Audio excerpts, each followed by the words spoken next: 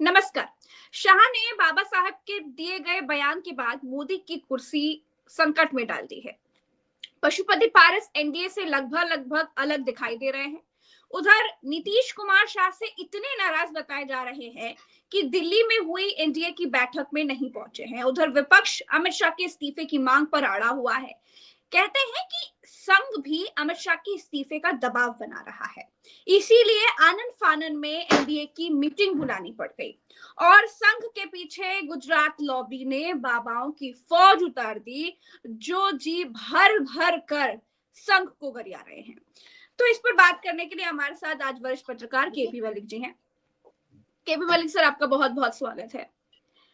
Sir, आपको क्या लगता जी है कि धन्यवाद। अंबेडकर पर दिए गए बयान के बाद मोदी अमित शाह को कुर्बान कर सकते हैं? देखिए, खाली अमित शाह के एक बयान से ही ये सारा मामला नहीं चल रहा है, तमाम चीजें इसके पीछे हैं। अगर आप देखेंगे, अभी अगर सत्ता में कुछ परिवर्तन होता है तो जांच पड़ताल भी होंगी, जेल भी जाना पड़ सकता है। अडानी का बहुत बड़ा मुद्दा है। इसके अलावा तमाम चीजें हैं। इसको आप उस तरीके से उदाहरण ले सकते हैं कि आपके शरीर में अगर किसी अंग में डॉक्टर कह दे कि ये कैंसर है आपकी उंगली में और इसको काट देना चाहिए, तो आपकी प्रिय है उंगली, लेकिन उसके बावजूद अगर आपको खतरे से बचना है तो आप उसको कटवाने के लिए तैयार हो जाते हैं और आप उंगली की कुर्बानी दे देते हैं। ये आप समझ के चलिए। दूसरा, तो अगर मोदी आपके शाह की ऊपर कोई कुर्बानी बहुत दे बड़ी, सकते हैं, मतलब केपी मलिक सर, बिल्कुल दे मोदी सकते शाह की हैं, कुर्बानी दे सकते हैं? बिल्कुल दे सकते हैं। अगर उनको सरवाइव करना है, उनको बचना है, उनको अपना रास्ता सुगम और आसान बनाना है, तो कुर्बानी दे सकते हैं। वो किसी की भी कुर्बानी दे सकते हैं। मैंने आपको कहा कि कई बार ऐसी परिस्थितियां बन जाती हैं कि आपको अपनी कीमती से कीमती चीज की कुर्बानी देनी पड़ती है। देखिए, ये क्या होता है कि ये मानव की भी प्रवृत्ति है और पशु की प्रवृत्ति है, जिसमें हम लोग सुनते आ रहे हैं अपने बड़ों से, कभी अगर बाढ़ आ जाए जंगल में तो बंदर क्या करता है कि अपने बच्चे के ऊपर ही बैठ जाता है, वो अपनी जान बचाने के लिए अपने बच्चे को भी कुर्बान कर देता है। और ये तो सियासत है। यहाँ कब कौन किसको शहीद कर देगा, कब कौन किसको कुर्बान कर देगा, इसमें कोई नई रणनीति नहीं है। इसी सत्ता के लिए, इसी कुर्सी के लिए आपको याद है कि कई लोगों ने अपने बापुओं को, अपने पिताओं को, अपने भाइयों को क्या क्या हासिल किया है, जेल में रखा है या उनको उनको हत्या भी कर दी गई है। तो ये सत्ता है, इसमें सब कुछ चलता है। और आप अगर ये देखें कि जिस प्रकार से अमित शाह की बात आप चल रही है, अमित शाह की 2-3 घटनाएं हमें देखनी होगी और इसके लिए हमें 2024 के लोकसभा चुनाव में जाना होगा। आज आप अगर देखें, भारतीय जनता पार्टी की 240 सीटें हैं। अगर आप उसमें 20 सीटें और जोड़ दें तो भारतीय जनता पार्टी बहुत अच्छी स्थिति में आ जाती है। और वो 20 सीटों का डेंट कहां लगा? उत्तर प्रदेश में। उत्तर प्रदेश के प्रभारी, उत्तर प्रदेश के जिम्मेदार, उत्तर प्रदेश के टिकट बांटने वाले, उत्तर प्रदेश के कर्ता धर्ता कौन थे? अमित शाह। बाबा की एक नहीं चली, आपको पता है। तो यहां से शुरू हुई है, यहां से चीजें शुरू हुई है और उसकी परिणति ये हुई है कि अभी आरएसएस का बहुत ज्यादा दबाव है। आपको ये देखना होगा कि जिस प्रकार से आपने किसानों को अलग किया, किसान वर्ग को अलग किया, मुस्लिम के संभल और दूसरी चीजों से मुस्लिम वर्ग आपसे नाराज है, और अब आप भारतीय जनता पार्टी का जो कोर वर्ग है, जो आपके साथ आया है और उसने आपको सत्ता के शीर्ष पे पहुंचाया है, वो वर्ग दांव पे लगा हुआ है। अगर अंबेडकर का मुद्दा ज्यादा खिंचता है तो भारतीय जनता पार्टी से दलित वर्ग बाहर हो सकता है और वो कांग्रेस या जहां लोकल में उसको दूसरा मुफीद कोई दल भारतीय जनता पार्टी के खिलाफ दिखाई देता है, वो उसके साथ जा सकता है। और उसकी परिणति आपने उत्तर प्रदेश में देखी है, जब संविधान का मामला चला था। और ये मामला संविधान से भी बड़ा है, ये संविधान निर्माता का मामला है। और हम माने ना माने, क्या बीजेपी को ये बात अच्छे से मालूम चल गई है कि अमित शाह ने अंबेडकर पर जो बयान दिया है उससे बहुत नुकसान हो सकता है? क्या इसीलिए एनडीए की मीटिंग इतनी ताड़ाताड़ी में बुला ली गई है? उनको ये शक होने लगा है कि अब एनडीए बिखर सकता है? देखिए बिल्कुल ये मजबूरी है कई लोगों की, जो एनडीए के घटक दल हैं, उनके पास भी दलित वोटर बड़ी संख्या में जाता है। अगर आप जी नीतीश कुमार की बात कर लें, अगले साल वहां चुनाव है, नीतीश जी कुमार की स्थिति बहुत विकट हो चली है, वो फंस गए हैं, अगर वो निर्णय नहीं लेते तो उनको कितना बड़ा नुकसान होगा। वो तो दलित वोट ही उनके साथ जाता है, दूसरा कौन सा वोटर उनके साथ जाता है? बाकी भारतीय जनता पार्टी लेती है, यादवों का वोट लालू प्रसाद यादव लेते हैं। तो नीतीश कुमार के पास तो 100% दलित और पिछड़ा वर्ग के वोटर जाते हैं। तो इस हाँ अंबेडकर के मामले पे कहीं ना कहीं नुकसान हो सकता है। और नीतीश कुमार डिसीजन ले चुके हैं या लेने वाले हैं कि उनको भारतीय जनता पार्टी से अलग होना ही पड़ेगा अगर उनको अगले विधानसभा चुनाव में सरवाइव करना है। तो आप ये देखिए कि कल जब दिल्ली में मीटिंग बुलाई गई और नीतीश कुमार नहीं आए, तो उनके लोगों ने कहा कि यात्रा चल रही है, जबकि यात्रा स्थगित है, यात्रा नहीं चल रही है। तो उसके बाद नीतीश कुमार नहीं आए। तो और उसके पलट अगर आप देखेंगे जिस प्रकार से तेजस्वी की बात कर रहे हैं कि तेजस्वी की भी यात्रा चल रही थी, वो भी अपने लोगों से मिलने जुलने का प्रोग्राम कर रहे थे, लेकिन एकाएक पटना आए और पटना में रात को उनकी किनसे मीटिंग हुई। तो ये भारतीय जनता पार्टी के खिलाफ एक बड़ा मोर्चा तैयार हो रहा है, एक बड़ी रणनीति तैयार पटना में हो रही है। और अच्छा नीतीश कुमार और कैपेबल सर, तेजस्वी कभी भी मिलकर बड़ा खेला। इस जी, बात में कितना दम है कि बिहार में नीतीश कुमार के कहने पर नीतीश कुमार के करीबियों की और तेजस्वी यादव की मुलाकात हुई है? देखिए इसमें इसमें 100% सच्चाई है। और मैंने आपको बताया कि बड़ा कारण है अगर सरवाइव करना है जनता दल हम्म, को और इसके नीतीश मायने कुमार क्या को। है? इस मुलाकात के क्या इसके मायने हैं? मायने, देखिए देखिए इस बात के मायने ये हैं कि नीतीश कुमार तो मुख्यमंत्री पहले भी थे, हम्म अभी भी हैं और कल को भी रह सकते हैं। सत्ता से बाहर किसको होना पड़ेगा? भारतीय जनता पार्टी को। हम्म भारतीय जनता पार्टी नहीं चाहती है कि वो चुनाव के दौरान सत्ता से बाहर रहे, क्योंकि उसको पता है सत्ता के फायदे और नुकसान। अगर वो सत्ता में रहेगी तो उसको बड़ा फायदा होगा, और सत्ता हम्म से बाहर रह के चुनाव कराएगी तो उसको नुकसान हो सकता है, जैसे आपने झारखंड में देखा। तो मेरा कहने का मतलब ये है कि भारतीय जनता पार्टी किसी भी कीमत पर सत्ता में बने रहना चाहती है, और नीतीश कुमार चाहते हैं कि उनको सत्ता से बाहर किया जाए। और भले इसके लिए उनको तेजस्वी यादव का सहयोग लेना पड़े, या यहां तक भी बात हो सकती है कि ऐसा ना हो कि वो तेजस्वी यादव को ही मुख्यमंत्री बना दें और तेजस्वी यादव ही कहें कि आने वाले चुनाव के बाद दोबारा नीतीश कुमार मुख्यमंत्री बनेंगे। ये कुछ भी कर सकते हैं। नीतीश कुमार क्या कर दें कल को, इसका किसी को कुछ पता नहीं है। आप हम्म ये देखिए क्या एक चर्चा चल रही है, 2 दिन पहले जनता दल के लोगों ने आके यहाँ पे प्रेस कॉन्फ्रेंस करी और बड़ी बड़ी बातें करी, संजय झा और लल्लन सिंह ने। तो अब क्या जेडीयू के जो मालिकाना है, वो क्या संजय झा और लल्लन सिंह चलाएंगे क्या? ठाकुर और ब्राह्मण जेडीयू को चला रहे हैं क्या? और अंबेडकर के मुद्दे पर उनको कोई चिंता नहीं है क्या? तो हम्म इसकी चिंता कौन करेगा?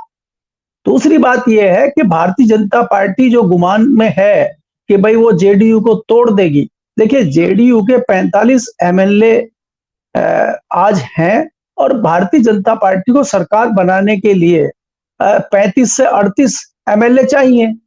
तो जनता दल इस लेवल पर तो नहीं टूट जाए, क्योंकि जो भी विधायक होगा वो सोचेगा कि भाई चुनाव में जाना है मुझे कुछ दिन के बाद, तो वो कैसे हम्म करेगा?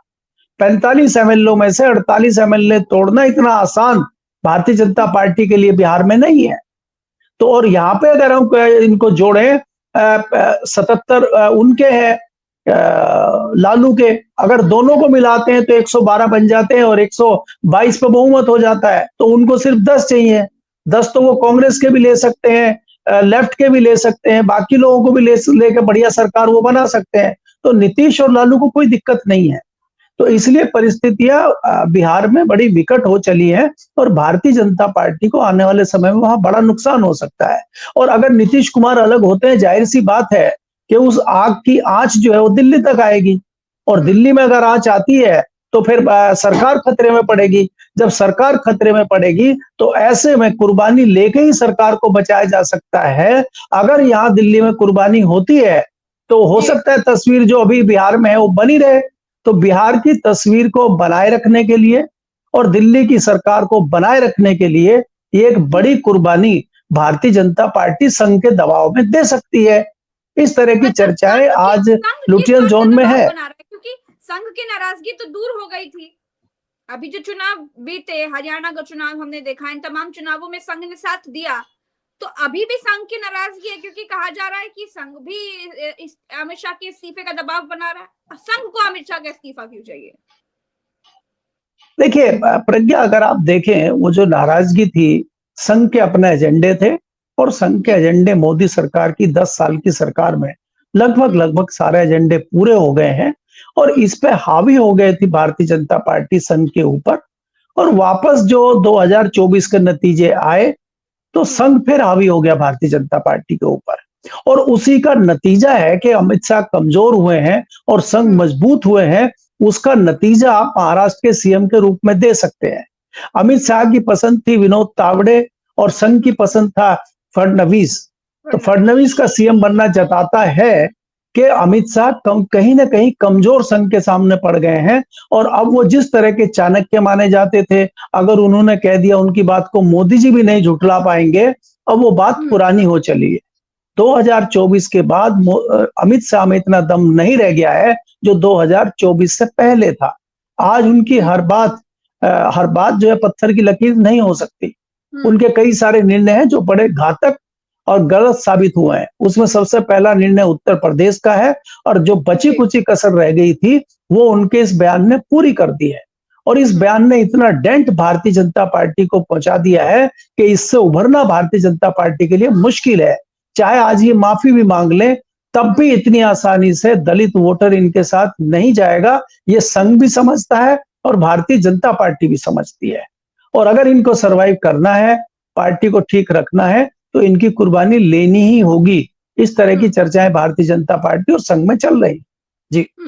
अच्छा केपी मलिक सर, ये पहली बार हो रहा है कि संघ के पीछे गुजरात लॉबी ने बाबाओं की फौज उतार दी है।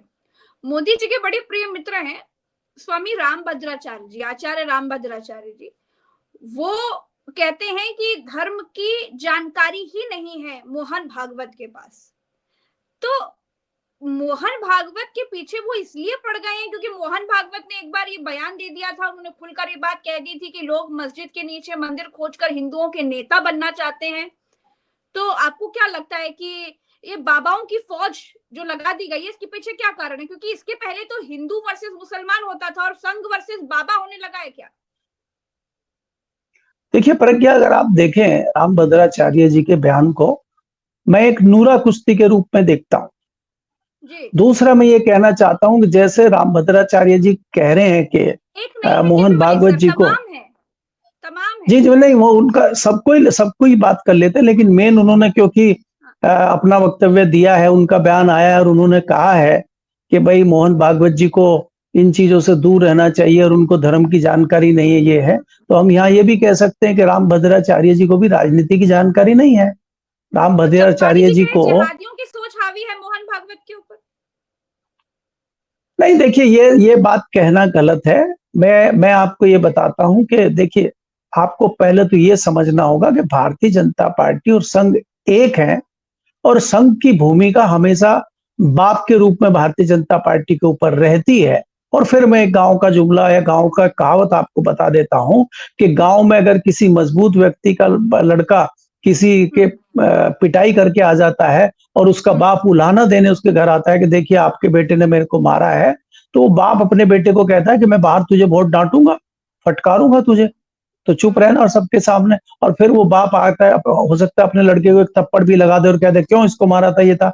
तो मोहन भागवत की ये जो भूमिका है, जो मंदिर मस्जिद का जो विवाद बढ़ गया था, जो आप संभल में ढूंढ रहे हैं, बाकी जगह ढूंढ रहे हैं, क्योंकि अगर आपने देखा संभल में जो दूसरा मंदिर निकला था, वो मंदिर तो किसी के घर में बना हुआ है और उस पर तो किसी का कब्जा था नहीं, तो उसको भी आपने मंदिर विवाद बना दिया। तो कहीं इस तरह की चीजें ज्यादा ना हो जाएं और बहुत बड़ा रूप ना ले लें ये, तो उसको थोड़ा सा बैलेंस करने के लिए मोहन भागवत जी का इस तरह का बयान आया था। दूसरा ये था कि जो हर गली गली का नेता भारतीय जनता पार्टी का मंदिर ढूंढने निकल लिया था, तो मंदिर ढूंढने के लिए जो लोग निश्चित किए गए हैं, जिनकी जिम्मेदारी लगाई गई है, जो अपॉइंट किए गए, वो ढूंढेंगे ना। तो अभी इस मंदिर ढूंढने और मंदिरों की बात करने, मंदिरों का काम देखने के लिए सिर्फ बाबा ऑथराइज है। बाबा आदित्य योगीनाथ जो उत्तर प्रदेश के हैं, सिर्फ वो ऑथराइज हैं। हर कोई ब्लॉक का नेता, कोई विधायक, कोई सांसद या कोई नुक्कड़ का नेता भारतीय, वो ऑथराइज नहीं है इसके लिए, वो तो सिर्फ बाबा बाबा है। तो कहते हैं कि आरएसएस तो एक सांस्कृतिक संगठन है, धर्म का काम तो धार्मिक गुरुओं का होना चाहिए, आरएसएस इसमें क्या कर रही है? नहीं, आरएसएस तो धार्मिक कार्य करती ही नहीं है। है जो धर्म गुरु कह दे वो आरएसएस मान ले। नहीं, देखिए प्रज्ञा जी, आरएसएस तो मान भी रही है, कर भी रही है। आरएसएस कौन सा धार्मिक काम कर रही है बताइए? आरएसएस तो अपनी सरकार बनाने के लिए अपनी रणनीति कर रही है, अपनी सियासत कर रही है। वो सीधे सीधे सियासत नहीं करती है, वो पर्दे के पीछे रह के भारतीय जनता पार्टी को आगे रख के सियासत करती है। वो तो पिछले 30 साल से 40 साल से कर ही रही है। राम मंदिर के आंदोलन में बहुत बड़ी भूमिका रही आरएसएस की, आनुषंगिक संगठन कहा जाता है आरएसएस को भारतीय जनता पार्टी का। तो अभी बाबाओं की फौज जो एकदम से आरएसएस के ऊपर हावी हो गई है, ये इसके पीछे क्या कारण क्या है, मैं ये समझना चाहती हूँ। मैं प्रज्ञा आपको कह रहा हूं, ये सब नूरा कुश्ती है, ताकि जो विवाद दूसरे चल रहे हैं, चाहे वो अंबेडकर का विवाद हो, चाहे बाकी के विवाद हो, उससे डाइवर्ट करने के लिए ये तमाम चीजें हैं, आपको समझना होगा। जैसे कि इनकी रणनीति आपने संसद में देखी कि अडानी का मुद्दा इतना हावी था तो ये संभल ले आए, संभल का मुद्दा हावी हुआ तो एक देश एक चुनाव ले आए। तो ये मुद्दों को डाइवर्ट करना जानते हैं। आज आप मुझे बताइए, कहीं चर्चा हो रही है अडानी के मुद्दे पे? आज संभल पे कहीं चर्चा हो रही है? आज अंबेडकर जी पे चर्चा हो रही है, और हम और आप भी चर्चा कर रहे हैं, और देश में भी सब लोग चर्चा कर रहे हैं, और अडानी जी अपना मजे में घूम रहे हैं। तो ये क्या है कि मुद्दों को डाइवर्ट करने के लिए ये सब रणनीति होती है, इस तरह के बयान आते हैं, और उन पे फिर तमाम मीडिया पिल जाता है, और उसके बाद डिस्कशन शुरू हो जाती है। तो ये वही है, होना कुछ नहीं है। बाबा भी यही है, मोहन भागवत जी भी यही हैं, और भारतीय जनता पार्टी भी यही है। बस चुनाव आने वाले हैं बिहार में और दिल्ली में। जी, अच्छा, आपका ट्वीट पढ़ रही हूँ जिसमें आपने लिखा है कि बिहार में हो चुका है खेला, नीतीश तेजस्वी की गुपचुप मुलाकात, पीएम मोदी से वसुंधरा राजे की दिल्ली में मुलाकात के मायने, भाजपा की राष्ट्रीय अध्यक्ष बनने की संभावना, भीमराव अंबेडकर के मामले पर अमित शाह की कुर्बानी तय। तो एक एक करके सारे मुद्दों को समझना चाहूंगी। जी। देखिए, पहले तो आपको ये समझना हो जो बिहार में हो चुका है उस पर, देखिए, बिहार के खेले पे मैंने आपको काफी प्रकाश डाल दिया है, और मैंने कहा है कि नीतीश कुमार और तेजस्वी जिस प्रकार से चीजों को लेके चल रहे हैं, और ये नीतीश कुमार की मजबूरी है, और उस मजबूरी का फायदा लालू यादव और उनकी पार्टी भी उठाना चाहती है, तेजस्वी उठाना चाहते हैं। तेजस्वी के लिए गोल्डन चांस है, बहुत अच्छा मौका है, तो इसका फायदा वो सियासी तौर पे उठाना चाहते हैं। अगले साल बहुत जल्द चुनाव है बिहार में, तो उनको बड़ा फायदा इसको मिलेगा। दूसरा क्या है कि वसुंधरा राजे बीजेपी की राष्ट्रीय अध्यक्ष बन सकती हैं क्या? वसुंधरा राजे और अमित शाह की जो जोड़ी है, उसका 36 का आंकड़ा आपस में रहता है, और माना यह जाता है कि जो तलखी है वो अमित शाह और वसुंधरा के बीच में है, वो तलखी मोदी और वसुंधरा के बीच में नहीं है। तो कहीं ना कहीं जिस प्रकार से मोदी एक रणनीति तैयार कर रहे हैं, और उनको लगता है कि अमित शाह को कमजोर भी करना है या अमित शाह को कुर्बानी भी देनी है, तो ऐसे तौर पे वो अपनी एक नई टीम का निर्माण कर रहे हैं, जिसमें वसुंधरा भी शामिल है। कल को हो सकता है कहीं योगी भी शामिल हो जाए, क्योंकि मेरी जो जानकारी है या समझ है, उसमें यह है कि योगी और मोदी के रिश्ते इतने तल्ख नहीं है जितने योगी और अमित शाह के रिश्ते तल्ख हैं। तो इस तरह के लोगों को भी वो लाया जा रहा है। अब आप देखेंगे, फडणवीस के और मोदी के रिश्ते खराब नहीं है, लेकिन फडणवीस के और अमित शाह के रिश्ते बहुत अच्छे नहीं हैं। तो अगर इनके विरोधियों को, अमित शाह के विरोधियों को पावरफुल बनाया जा रहा है, तो इसके पीछे की रणनीति क्या है, इसके मायने क्या है, ये हमें समझना होगा। तो इन परिस्थितियों के हिसाब से जो जो 36 के आंकड़े वाले लोग हैं अमित शाह के, उनको पावरफुल बनाना, उनके हाथ में पावर देने का मतलब है कि कहीं ना कहीं अमित शाह के दिन बुरे शुरू होने वाले हैं, और कुर्बानी तो मैंने आपको बता ही दिया है। तो ये तमाम चीजें सोचने के बाद इस तरह की चर्चाएं हमने सुनी है, हमारी कुछ लोगों से बात हुई है, इसीलिए मैंने वो ट्वीट किया है। जी। अच्छा, अंबेडकर वाले बयान के बाद कहा जा रहा है कि बहुत नुकसान होने वाला है भाजपा को, और इसीलिए एनडीए दलों की बड़ी बैठक बुलाई गई है। आपको क्या लगता है कि कितना नुकसान करेगा ये बयान? देखिए प्रज्ञा, नुकसान काफी कर चुका है, लेकिन गनीमत यह है कि फिलहाल कोई चुनाव कहीं है नहीं। आने वाले समय में बिहार में चुनाव है, और अगर यही परिस्थिति बनी रही और अमित शाह को नहीं भारतीय जनता पार्टी ने हटाया, तो बहुत बड़ा नुकसान बिहार में होगा। और भारतीय जनता पार्टी किसी भी कीमत पे बिहार को चूकना नहीं चाहती है। भारतीय जनता पार्टी चाहती है कि ये बहुत अच्छा मौका उसके लिए है, जब उसके पास साम दाम दंड भेद करने के लिए सब हथियार हैं। उसके पास बहुत अच्छा मौका है बिहार को हथियाने का। और आज नीतीश कुमार भी कमजोर है और लालू यादव भी कमजोर है। अकेले लालू यादव विपक्ष विपक्ष में बैठ के लड़ाई नहीं लड़ सकते सत्ता की। अगर हम इतने मजबूत जगहों नीतीश पे कुमार को कमजोर क्यों कह रहे हैं सर? नीतीश कुमार की तो सब बैनर पोस्टर्स लग गए हैं कि 2024 में नीतीश कुमार, 25 में नीतीश कुमार को नीतीश कुमार को मैं कमजोर इसलिए देख रहा हूं कि जो उनके दोनों तीनों चारों तरफ लोग बैठे हुए हैं, वो कहीं ना कहीं उनको पीठ दिखाने का काम कर रहे हैं। आप ये देखिए कि जेडीयू के अध्यक्ष कौन है, जिनको आपने केंद्र में मंत्री बनाया, लल्लन सिंह, वो कौन है? हाँ, मैंने पोस्टर देखे हैं। अब उन्होंने जो पहले मोदी जी के साथ पोस्टर थे, पहले भारतीय जनता पार्टी के लोगों के साथ पोस्टर थे, तो ये कल से ही सारे पोस्टर नए आ गए हैं और अकेले नीतीश है और वो फिर कह रहे हैं कि अगली बार फिर नीतीश। तो इसका मतलब ये है कि पीछे कभी भी तेजस्वी यादव खड़े हो सकते हैं और नया पोस्टर एक और देखने को आपको मिल सकता है बहुत जल्दी। इस तरह की भी संभावना है। तो आपने जो सवाल पूछा है कि अमित शाह के रहने से और अंबेडकर के मामले पे बहुत बड़ा नुकसान भारतीय जनता पार्टी को है, ये बिहार को फोकस रख के ही सारी तमाम कवायद चल रही है। जो मीटिंगें हो रही हैं, जो चीजें हो रही हैं, कि कैसे इंतजाम किया जाए। और यहाँ पे मुझे लगता है कि बहुत जल्द इस पे कोई ना कोई बड़ा निर्णय होगा। और हो सकता है कि कोई यहाँ से बदल के दूसरी जगह अमित शाह को बिठाया जाए। और ये भारतीय जनता पार्टी के 10 साल के इतिहास में भी पहली बार होगा। आपने देखा होगा कि तमाम किसानों के मामले पे केंद्रीय मंत्री थे खीरी के, उनको नहीं हटाया गया था। भारतीय जनता यही तो पार्टी सर, के कई जब मंत्रियों इतने पे बड़े बड़े मुद्दों पर नहीं हटाया गया, ब्रजभूषण शरण सिंह के खिलाफ तमाम महिलाएं, तमाम मैं वही लड़कियां कह जो रहा हूं। देखिए आपने आंदोलन छेड़ दी, लेकिन नहीं हटाया गया। तो अब क्या लगता है, हाँ, अम्बेडकर के मामले पर अमित शाह को हटाएंगे मोदी जी? इसीलिए मैं आपको कह रहा हूं कि आप ये देखिए कि एक नई चीज आपको भारतीय जनता पार्टी में देखने को मिलेगी, जो 10 साल से आपको नहीं मिल रही थी। क्योंकि आपको समझना होगा कि कितना बड़ा डैमेज करने वाला मुद्दा है और ये इतनी जल्दी खत्म होने वाला नहीं है। मायावती जी 10 साल से आपके सामने नतमस्तक हैं, उनको भी मजबूरी में सड़क पे आना पड़ा। सड़क पे तो हालांकि निकली तो है नहीं वो, लेकिन उनका संगठन तो 8 साल के बाद निकला। तो ये जताता है कि कहीं ना कहीं बसपा भी चिंतित है।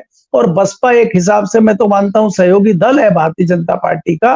अगर वो भी बाहर आ गया आपके विरोध में, तो बाकी लोगों को विरोध में आना उनकी मजबूरी है। एनडीए के कई घटक दल ऐसे हैं जिनकी मजबूरी है, उनको दलितों का वोट मिलता है और दलित उनसे छिटक सकता है। तो अपने वोट बैंक को बचाने के लिए उनको निर्णय लेना होगा और इस निर्णय में भारतीय जनता पार्टी को बड़ा नुकसान होगा। जी, चलिए, बहुत बहुत शुक्रिया केपी मलिक सर, आपने समय दिया। दर्शकों का भी बहुत बहुत आभार। तो फिलहाल के लिए इस चर्चा में इतना ही। हमें दीजिए इजाजत। नमस्कार। जय हिंद।